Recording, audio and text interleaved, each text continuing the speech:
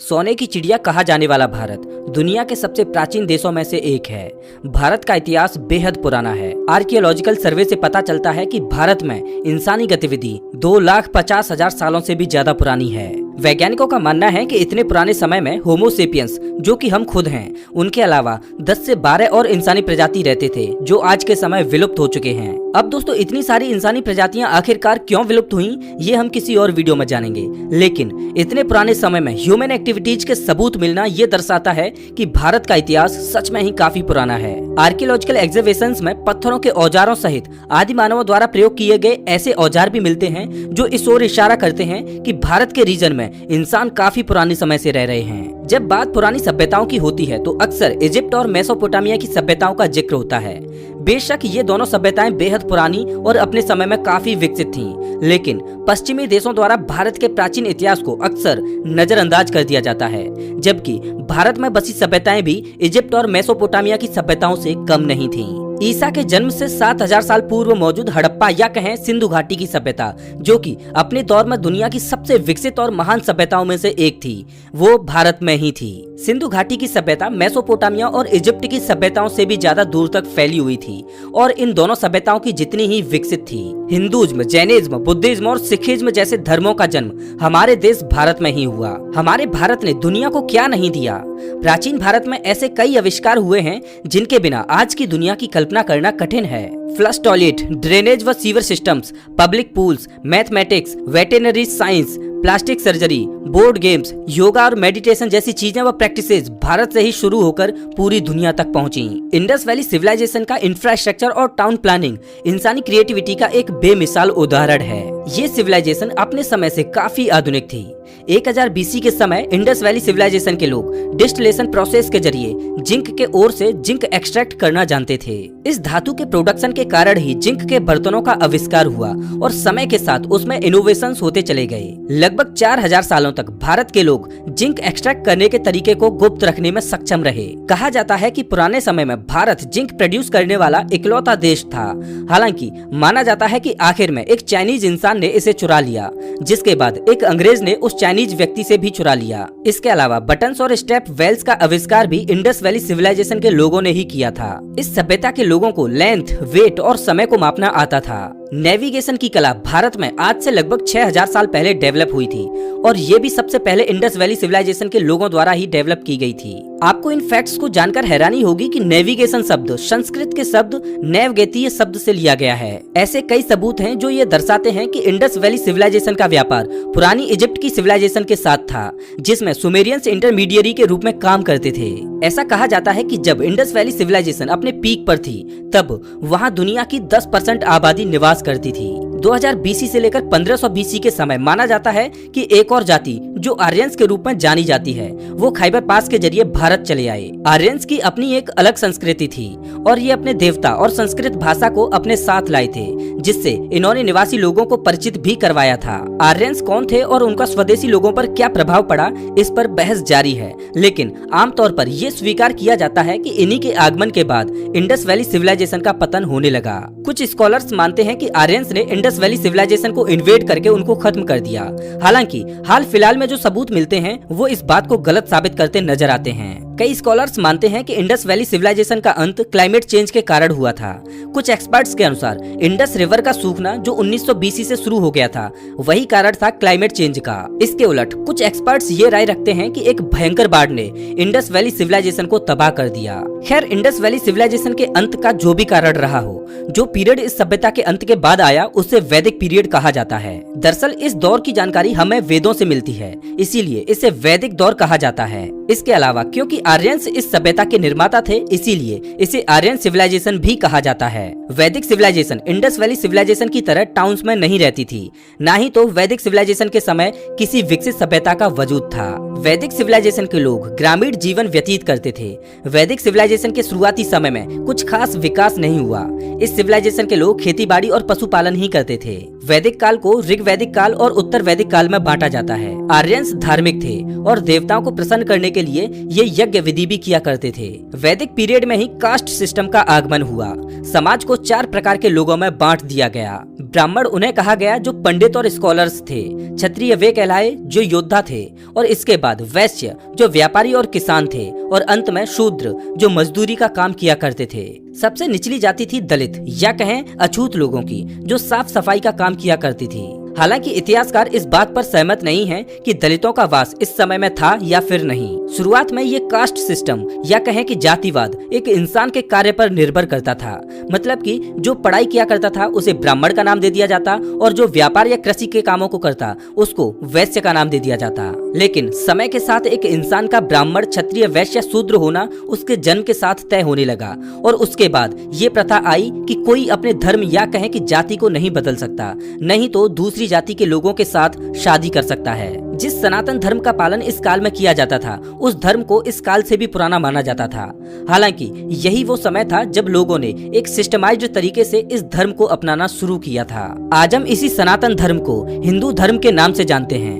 दरअसल सिंधु नदी के सामने सनातन धर्म की जो लोग पूजा करते थे उन्हें सिंधुज कहा जाने लगा, और बाद में इन्हें हिंदूज कहा जाने लगा। वैसे तो सनातन धर्म को कई लोगों द्वारा एक पॉलीथियस्टिक रिलीजन यानी कि कई देवताओं वाला धर्म माना जाता है, लेकिन वास्तविकता में ये एक मोनोथियस्टिक रिलीजन है। यानी इस धर्म के अनुसार ईश्वर केवल एक ही है जो कि खुद ब्रह्म है। खैर हम इसकी और गहराई में नहीं जाएंगे। बात करें अगर महाभारत युद्ध की, तो महाभारत असल में हुआ था या नहीं ये तो कहना मुश्किल है, लेकिन दुनिया भर के कल्चर्स में लगभग 3000 से 5000 साल पहले महाभारत जैसी ही एक घटना का वर्णन अलग अलग नामों से मिलता है। अब महाभारत जैसी वो घटना महाभारत थी या कुछ और, ये कहना तो मुश्किल है, लेकिन ये हैरानी की बात है कि अलग अलग नामों से एक ही घटना का जिक्र दुनिया भर के अलग अलग कल्चर्स में हमें मिलता है। आपको ये जानकर हैरानी होगी, लेकिन इंग्लिश शब्द गॉड का हिंदी या इंडिया की किसी अन्य भाषा में कोई ट्रांसलेशन है ही नहीं। गॉड ये जो शब्द है वो इंडिया के लिए एक कंफ्यूजिंग सा टर्म है, क्योंकि इंडिया में हम देव, भगवान और ईश्वर की बातें करते हैं, और गॉड का मतलब न तो देव होता है, न ही भगवान और न ही ईश्वर। अब हाँ, लोग गॉड और भगवान को एक ही समझते हैं, लेकिन ऐसा असल में है नहीं। वैमानिक शास्त्र एक पौराणिक किताब है जिसमें कुछ ऐसे मेथड्स मेंशन किए गए हैं जिससे दूसरे ग्रहों पर घट रही घटनाओं को देखा और सुना जा सकता है। इस किताब में ऐसे जहाजों का भी जिक्र मिलता है जिसके प्रयोग से धरती को छोड़ अंतरिक्ष में जाया जा सकता है। इसके अलावा जहाज को बनाने के लिए किस मटेरियल की जरूरत पड़ती है, जहाज में बैठे यात्रियों का क्या डाइट प्लान होना चाहिए, कौन सा ईंधन जहाज को चलाने के लिए प्रयोग किया जाता है, इन सभी चीजों की भी जानकारी इस किताब में हमें मिलती है। वैदिक काल में ऐसी एक नहीं बल्कि अनेकों किताबें मिलती हैं जिनमें तरह तरह की बातें लिखी हैं। इन कुछ किताबों में कितनी सच्चाई है ये कहना मुश्किल है। हालांकि चरक संहिता, सुश्रुत संहिता जैसी कुछ किताबें हैं जिनमें काफी कुछ ऐसा लिखा है जिसे विज्ञान भी आज मान्यता देता है। इन किताबों के बारे में हम आगे वीडियो में थोड़ा डिटेल में जानेंगे, लेकिन उससे पहले आइए वैदिक पीरियड के बाद के समय से जुड़ी कुछ चीजों को जान लेते हैं। 6th सेंचुरी बीसी में रिलीजियस रिफॉर्मर्स का आगमन होता है। वर्धमाना महावीर और सिद्धार्थ गौतम अपने अलग अलग आइडियाज और बिलीफ्स के साथ आते हैं। इन्हीं बिलीफ्स के आधार पर जैनिज्म और बुद्धिज्म दो अलग अलग धर्मों का निर्माण होता है। आप इन दोनों धर्मों से भली भांति परिचित होंगे। हालांकि कुल आबादी का एक छोटा सा हिस्सा ही इन धर्मों को अपनाता है, क्योंकि जैनिज्म और बुद्धिज्म आने के बाद भी ज्यादातर लोग सनातन या कहें कि हिंदू धर्म का ही पालन करते थे और आज भी करते हैं। इसी के दौरान कुछ शक्तिशाली राज्य स्थापित होते हैं। इन दोनों धर्मों की शुरुआत के साथ नए नए किंगडम्स और डायनेस्टीज की भी शुरुआत होती है। अर्बनाइजेशन होने लगता है। कभी भारत तो कभी दूसरे देशों के रूलर्स भी भारत पर रूल करते हैं और कुछ ऐसे ही अलग अलग किंगडम्स की शुरुआत होने लगी। इसी के साथ वैदिक पीरियड का भी अंत होता है। अब दोस्तों चलिए आगे बढ़ते हैं और वैदिक पीरियड के बाद के भारत के बारे में थोड़ा बहुत जान लेते हैं। तो अभी आप जो मैप देख रहे हैं वो भारतीय इतिहास में भारत का सबसे बड़ा एम्पायर रहा है। 322 बीसी से लेकर 150 बीसी तक मौर्यन डायनेस्टी द्वारा रूल किया गया।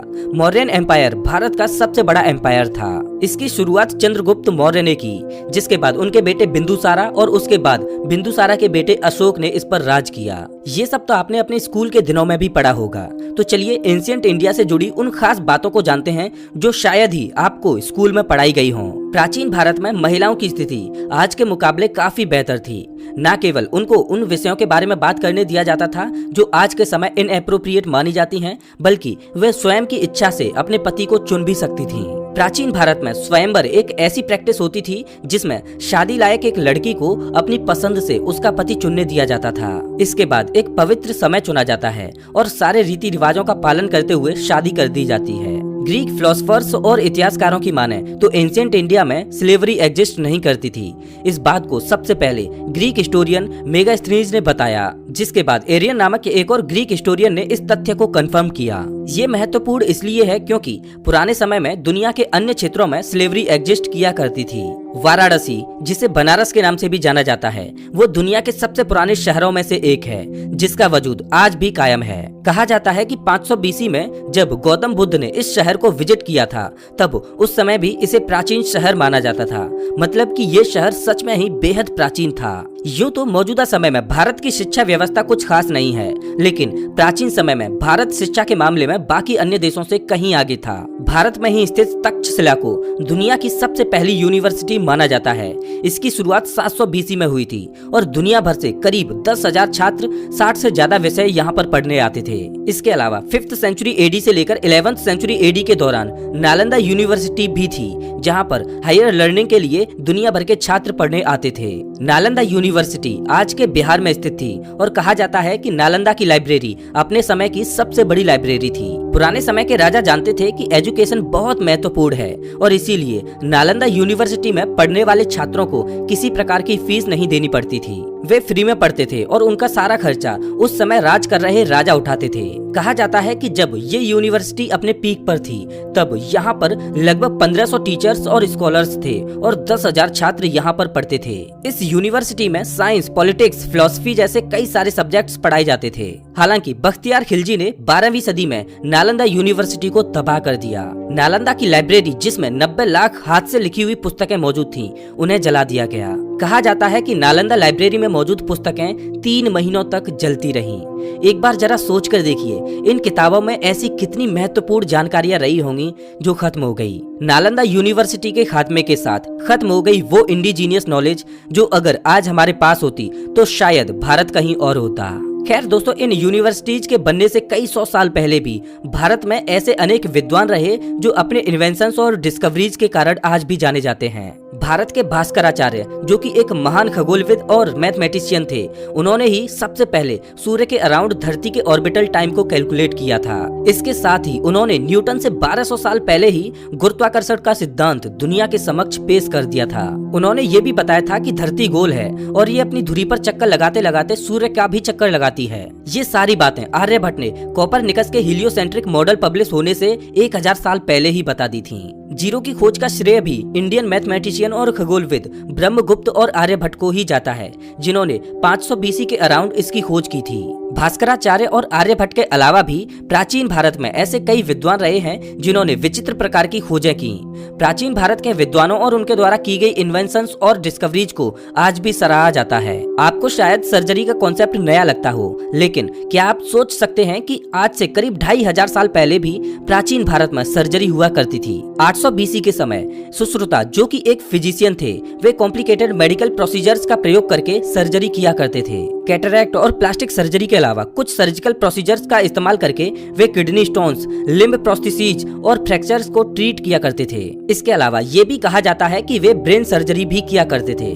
सुश्रुत संहिता उन्हीं के द्वारा लिखी गई पुस्तक है जो मेडिसिन और सर्जरी पर बेस्ड है। सुश्रुत संहिता में कुल 184 चैप्टर्स हैं, जिनमें हजारों बीमारियों के कारण उनके उपचार सहित कई मेडिसिनल प्लांट्स, हर्ब्स और तरह तरह की औषधियों का जिक्र मिलता है। इतिहासकारों द्वारा सुश्रुत संहिता को एक महत्वपूर्ण पुस्तक माना जाता है, क्योंकि आयुर्वेद, जो एक और ट्रेडिशनल मेडिकल सिस्टम है और जिसे इंडियन फिजिशियन चरक द्वारा डेवलप किया गया था, उसमें दी गई बहुत सी जानकारियां सुश्रुत संहिता से ही ली गई हैं। बात करें अगर आचार्य चरक द्वारा लिखी गई पुस्तक चरक संहिता की, तो ये भी अपने आप में ही एक अनोखी किताब थी जो सालों की कड़ी रिसर्च के बाद लिखी गई थी।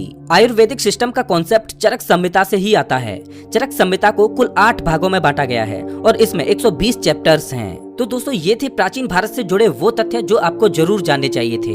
यकीनन भारत का इतिहास बेहद सुनहरा रहा है।